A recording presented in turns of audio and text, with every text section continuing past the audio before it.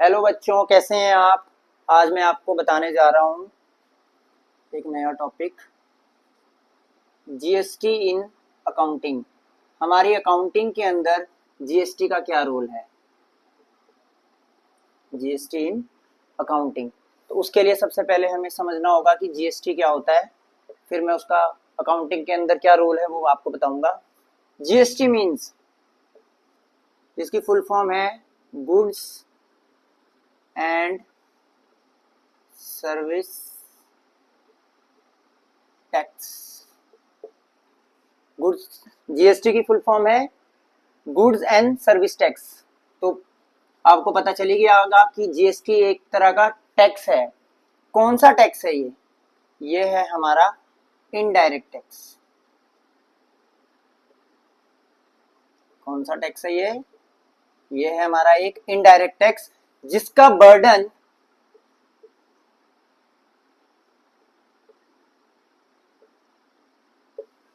कौन बियर करता है, क्लाइंट या कस्टमर। क्या कहा मैंने, जीएसटी एक टैक्स है, एक इनडायरेक्ट टैक्स है। मतलब डायरेक्ट टैक्स, अब एक होता है डायरेक्ट टैक्स, एक तो होता है अपना इनडायरेक्ट टैक्स। डायरेक्ट टैक्स वो होता है जो डायरेक्टली पर्सन पे लाइबल होता है, लेकिन जो जीएसटी है ये इसका जो बर्डन जाता है वो जाता है कस्टमर के ऊपर। मतलब हम बिजनेस कर रहे हैं तो बिजनेसमैन टैक्स भरेगा उस पे, अपने प्रॉफिट पे, वो डायरेक्ट टैक्स होता है। जीएसटी क्या है, मान लीजिए कि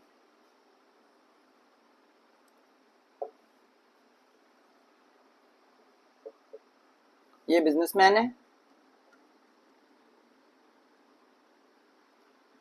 और ये उसका कस्टमर है।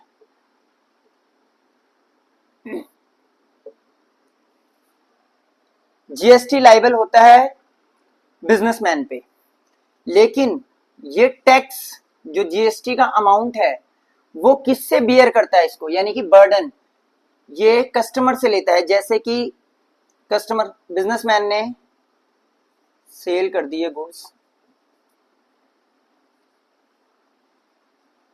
50,000 के और एट द रेट उस पर जीएसटी है मान लो 10%।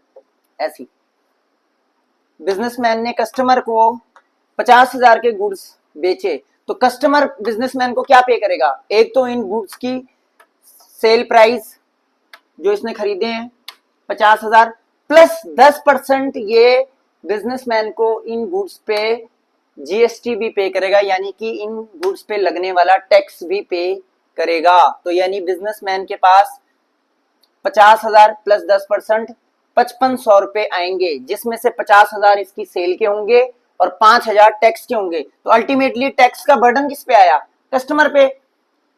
कस्टमर बिजनेसमैन को 5,000 देगा और बिजनेसमैन उस 5,000 को आगे सरकार के पास जमा करा देगा, लेकिन बर्डन आया किस पे, कस्टमर पे। तो यानी कि जीएसटी इसीलिए इनडायरेक्ट टैक्स है, क्योंकि ये इनडायरेक्टली बर्डन देता है हमारे कस्टमर को। बोला कि जीएसटी टैक्स है जो हमारी सेल परचेज पे लगता है, जैसे कि purchase goods of ₹50,000 at the rate 10% GST by mister Sohan. हमारे मिस्टर सोहन है, उन्होंने 50,000 के गुड्स खरीद लिए।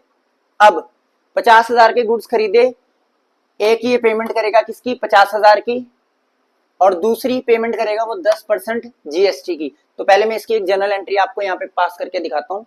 जब भी हम परचेज करते हैं तो क्या एंट्री पास करते हैं, परचेजेस अकाउंट डेबिट,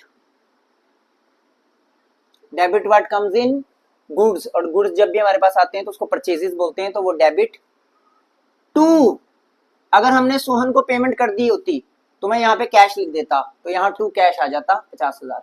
लेकिन यहाँ पे मैंने सोहन का नाम लिखा है, इसका मतलब मैंने अभी सोहन को पेमेंट नहीं करी है, वो हमारा क्रेडिटर है, और क्रेडिटर हमारी लायबिलिटी होती है, तो liability is always credited to Sohan. कितना, 50,000।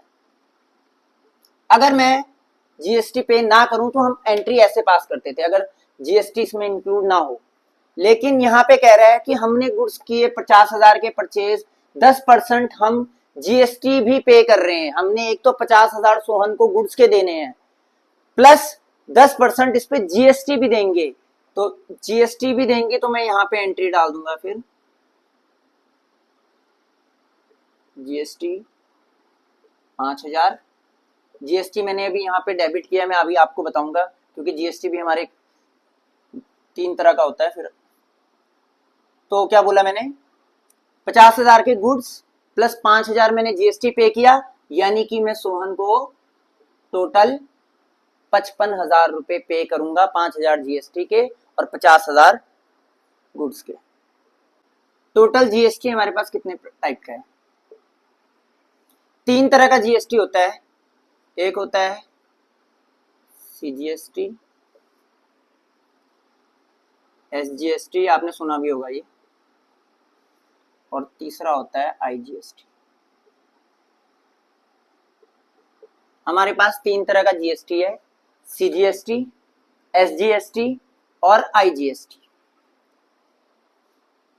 एसजीएसटी और सीजीएसटी ये कब लगता है, ये एक साथ लगेगा, और फिर आईजीएसटी अलग लगता है। सीजीएसटी और एसजीएसटी कब लगता है, सीजीएसटी और एसजीएसटी तब लगता है जब मान लीजिए मैं चंडीगढ़ में बैठा हूं, ये मैं हूं, मेरा बिजनेस है, और ये मेरे से सामान खरीदने वाला दूसरी पार्टी है। ये मैं हूं बिजनेसमैन और ये मेरा कस्टमर है। कौन है ये, कस्टमर। मैंने इसको सामान बेचा, मैंने क्या करा, इसको सामान बेचा, मेरे कस्टमर को मैंने सामान बेचा, यानी कि मैंने सेल करी, और मैं बैठा हूं मान लीजिए चंडीगढ़ में, और ये भी बैठा है चंडीगढ़ में। तो जब भी हम सेम स्टेट में सामान खरीदते या बेचते हैं तब लगता है हमारा सीजीएसटी और एसजीएसटी, ये साथ लगेगा। मान लीजिए टोटल जीएसटी का रेट है 18%, तो 9% मेरा सीजीएसटी लग जाएगा और 9% मेरा एसजीएसटी लग जाएगा। टोटल 18% जीएसटी का रेट है, सीजीएसटी 9%, एसजीएसटी 9%, टोटल जीएसटी 18%। कब, जब कोई सेलर या बायर सामान को विद इन अ स्टेट में सेल या परचेज करता है तब उस पे सीजीएसटी और एसजीएसटी लगता है, और इसको हम इंट्रा स्टेट सेल भी कहते हैं। इंट्रास्टेट सेल, सेल के केस में परचेज की होगी तो इंट्रास्टेट परचेज। इंट्रास्टेट सेल या परचेज मींस कि जब भी हमने सामान विद इन अ स्टेट खरीदा या बेचा है। ठीक, अब अगली बात करता हूं आईजीएसटी की। आईजीएसटी का मतलब integrated GST, I mean integrated GST, goods और सर्विस टैक्स। सीजीएसटी का मतलब था सेंट्रल, सेंट्रल गुड्स और सर्विस टैक्स। एसजीएसटी का था state, S mean state, states goods और सर्विस टैक्स। स्टेट पे लगने वाला जो सेंटर को देंगे 9%, मैंने बोला स्टेट के पास जाएगा, 9% सेंटर के पास जाएगा, टोटल 18% था। इसको बोलते हैं सीजीएसटी और एसजीएसटी। और आईजीएसटी होता है हमारा जब, अब ये मैं हूं, ये मेरा कस्टमर है, मैं बैठा हूं चंडीगढ़ में और कस्टमर बैठा है मेरा मान लीजिए कि हरियाणा में या दिल्ली बैठा है। तो जब भी मैं इसको सेल करूंगा या इससे परचेज करूंगा तो इसको कहेंगे हम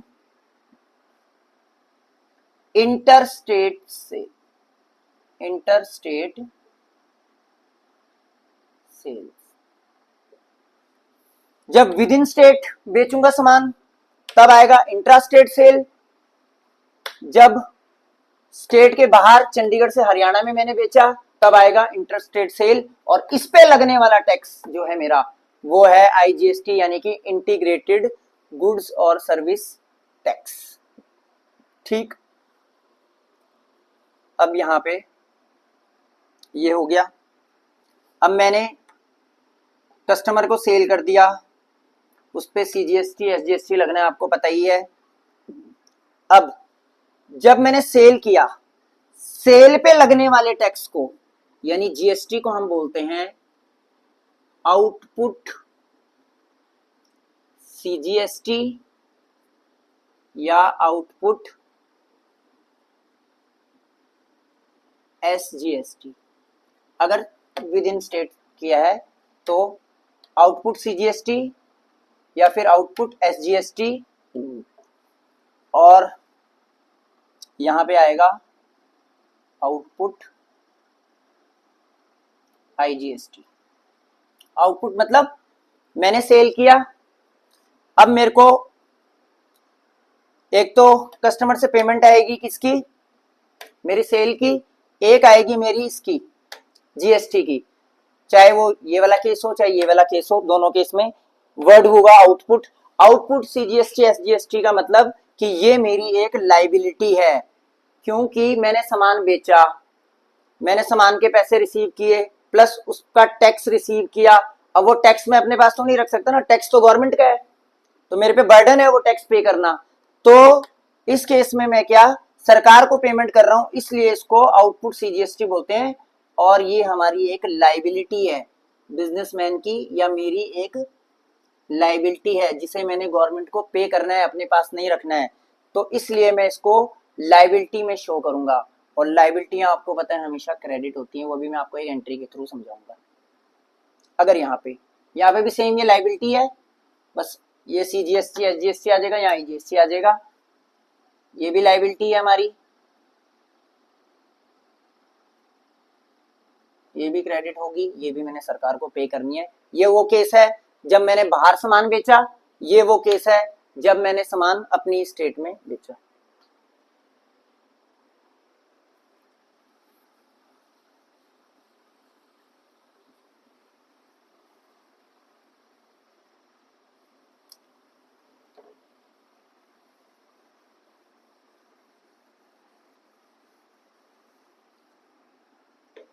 मैं आपको एक एग्जांपल के थ्रू बताता हूं, यहाँ पे इसको थोड़ा आगे। Machinery purchase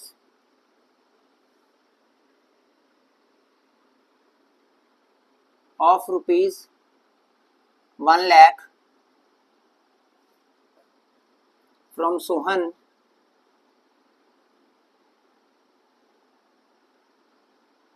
of Chandigarh plus GST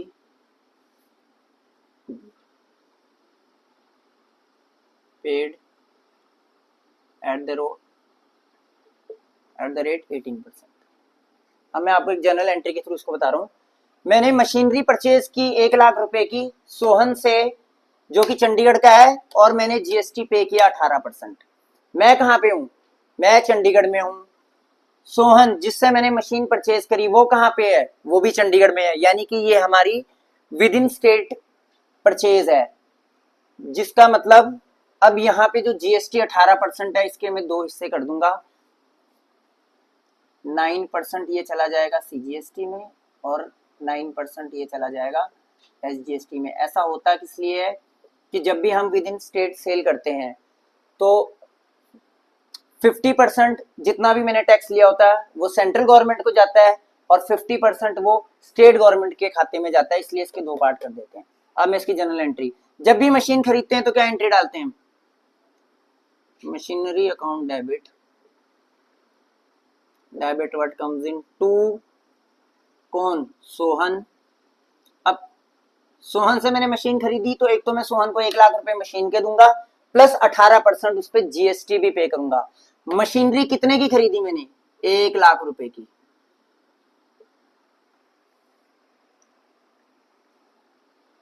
एक लाख की मशीन, सोहन को कितनी पेमेंट करूंगा मैं? 1,00,000 प्लस टैक्स, ताकि सोहन उस टैक्स को जाके आगे जमा करा दे।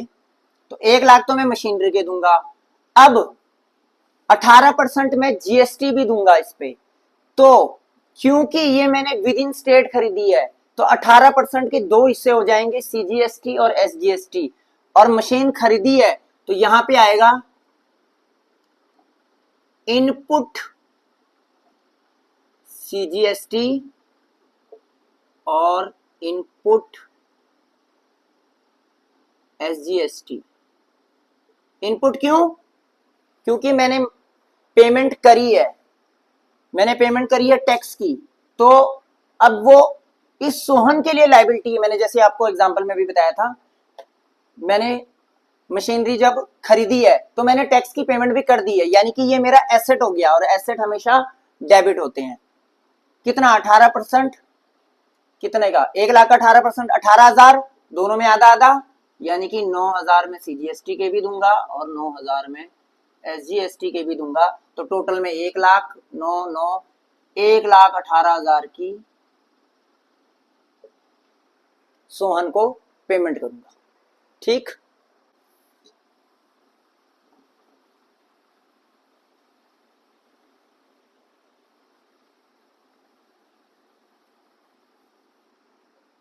एक और एग्जांपल के थ्रू समझाता हूं। एक क्वेश्चन ले लेते हैं। Sold old machinery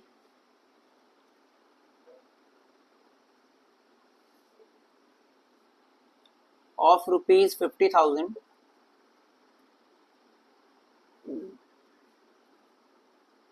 charging 9% CGST और 9% SGST इन कैश। तो मैंने एक ओल्ड मशीनरी 50,000 जिसकी वो थी कॉस्ट, 50,000 की बेच दी। 9% मैंने चार्ज किया उस पर सीजीएसटी और 9% ही मैंने चार्ज किया एसजीएसटी, यानी कि 50,000 मेरे पास मशीनरी के आएंगे और 9 और 9 18% मेरे पास टैक्स भी आएगा। तो जब मैं सेल करता हूं तो क्या एंट्री करूंगा अब? और मैंने कैश में बेची है तो मेरे पास कैश आया होगा, debit word comes in cash. Cash कितना आया होगा मेरे पास? 50,000 मशीनरी का, 9 18% टैक्स का, तो टोटल कैश यहां पे आ जाएगा 2।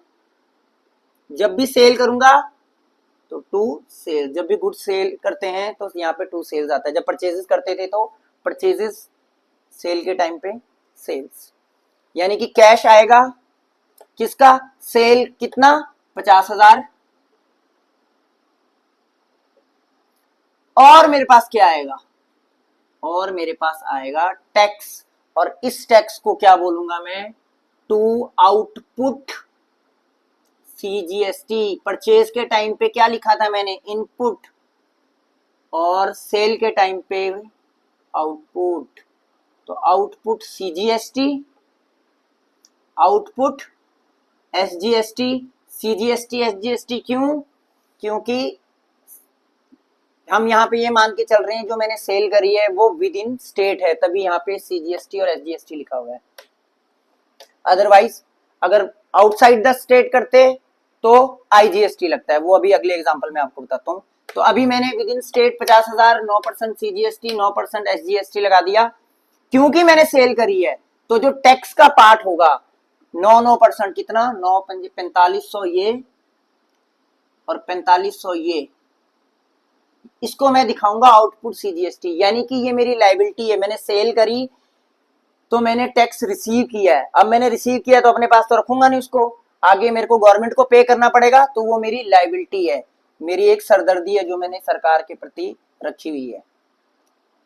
ठीक, टोटल अमाउंट यहाँ आ जाएगा, यानी कि मैंने सेल के 50,000 रिसीव किए, सीजीएसटी के 4500, इसके तो टोटल कैश मेरे पास आया 59,000। सिंपल, कुछ भी नहीं है इसमें। तो ये केस था जब मैं विद इन स्टेट कर रहा हूं। तब यहाँ पे जब परचेज करते हैं तो इनपुट सीजीएसटी और इनपुट एसजीएसटी, क्योंकि वो हमारा एसेट है इसलिए उसको डेबिट करते हैं, डेबिट ऑल एसेट्स।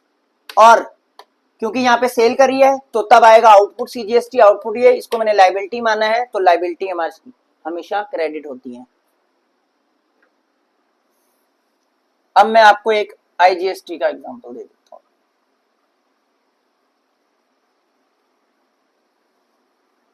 यहाँ पे आईजीएसटी का एक एग्जांपल लेते हैं हम एक क्वेश्चन के through. Raman limited of Delhi purchase goods of rupees 2 lakh from Mohan Enterprises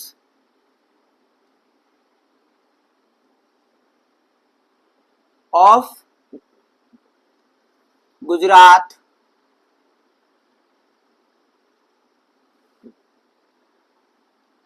charging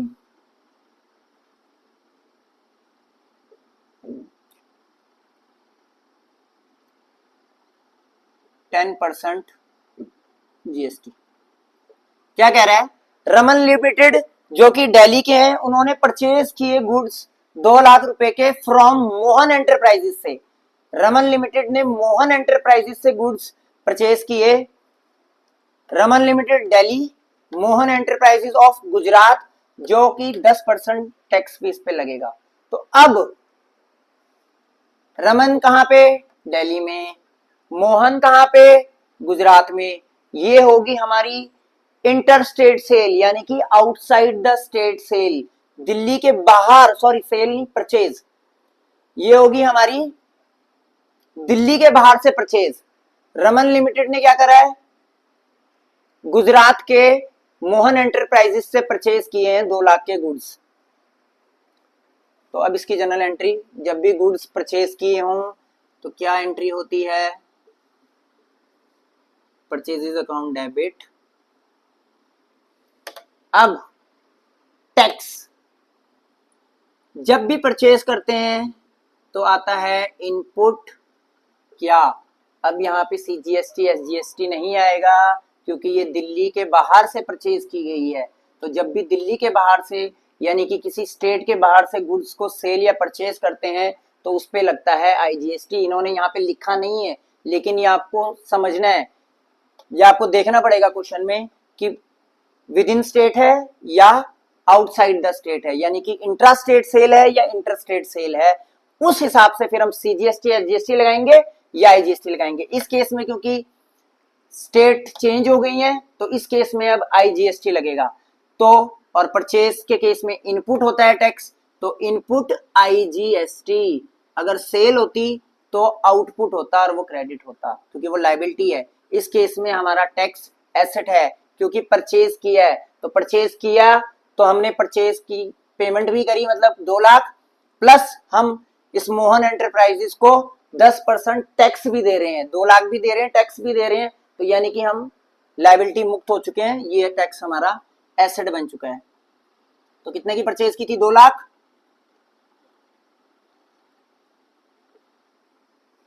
tax कितना, 10%। यहाँ पे अलग अलग पार्ट में नहीं होता, ये सीधा, क्योंकि स्टेट चेंज हो गई है तो हमारा उससे कोई लेना देना नहीं, वो स्टेट की सरदर्दी है, वो आगे क्या करता है हमारे लिए। तो पूरा का पूरा 10%, यानी 2 लाख का 10%, 20,000 टैक्स चला गया है।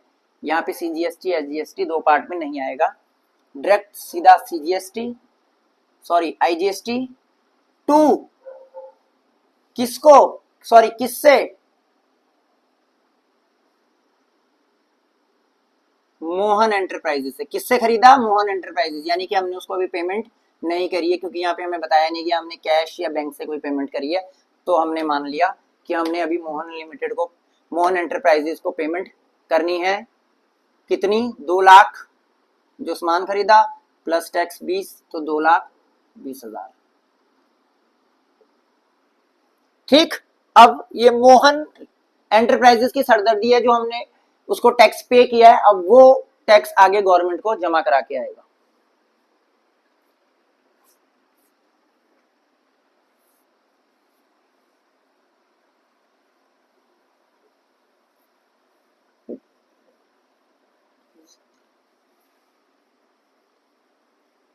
एक मैं परचेज का कराया था, अब एक सेल का करा देता हूं। Sudhir limited of Ludhiana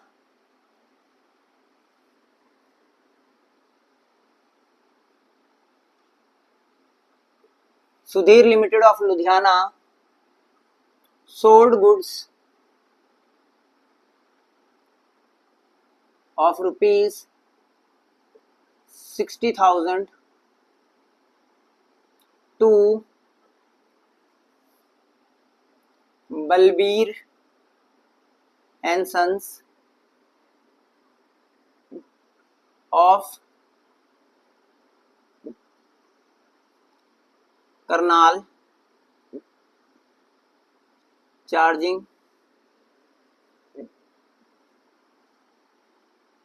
GST मान लीजिए 10%। ठीक है, सुधीर लिमिटेड जो कि लुधियाना के हैं, उन्होंने गुड सोल्ड किए 60,000 रुपए के बलवीर और सन्स जो कि करनाल के हैं। सुधीर कहां पे, सबसे पहले आपने यही चेक करना है कि सेल इंटर स्टेट है या इंट्रा स्टेट है, यानी कि विद इन द स्टेट हुई है या आउटसाइड द स्टेट हुई है, तभी तो आप सीजीएसटी, एसजीएसटी या आईजीएसटी बाइफिकेट कर पाओगे। तो इस केस में लुधियाना के सुधीर ने करनाल के बलवीर को सेल करे हैं गुड्स 60,000 के, तो सेल हुई है अभी, तो सेल की एंट्री क्या होती है, कैश और बैंक का कोई जिक्र नहीं है, तो यहाँ पे फिर वही मान के चलेंगे कि अभी हमें पेमेंट आई नहीं होगी। सेल की है ना हमने, तो हमारे पास पेमेंट आनी थी, तो पेमेंट आई नहीं है, तो पेमेंट किससे आनी थी हमें, बलबीर और sons debit the receiver to sales. हमने क्या करी है, सेल्स। बलबीर से पेमेंट आनी है कितनी, 60,000 प्लस 10% वो हमें टैक्स भी देगा इस 60,000 पे, और सेल की है हमने, और सेल हुई है क्योंकि टैक्स के साथ, और ये आउटसाइड द स्टेट सेल है, तो वर्ड यूज होगा आईजीएसटी, और आईजीएसटी भी कौन सा वाला, आउटपुट आईजीएसटी। क्या वर्ड यूज होगा यहाँ पे, आउटपुट। बताया था जब परचेज करते हैं तो इनपुट, क्योंकि वो एसेट है, सेल करा है तो आउटपुट आईजीएसटी, क्योंकि ये हमारी लायबिलिटी है, लायबिलिटी हमेशा क्रेडिट होती है। कितने की सेल करी, 60,000 के गुड्स थे, 10% उस पे आईजीएसटी का टैक्स लग गया हमारा, जीएसटी, जो कि हो गया 6,000, यानी कि टोटल बलवीर और सन से मैंने क्या रिसीव करना है, 66,000 रुपए लेने हैं, 60,000 अपनी सेल की के और 6,000 टैक्स। अब क्योंकि सुधीर जी ने टैक्स की अमाउंट रिसीव की है, तो अब सुधीर जी ये 6,000 रुपए सरकार को पे करेंगे, और हम बुक्स सुधीर जी की ही बना रहे हैं, तो ये हमारे लिए लायबिलिटी हुई, इसीलिए आईजीएसटी यहाँ पे क्रेडिट हो गया। अब मैं आगे आपको थोड़ा थोड़ा और कॉम्प्लिकेटेड केसेस बताऊंगा जीएसटी के अपनी अगली क्लास में।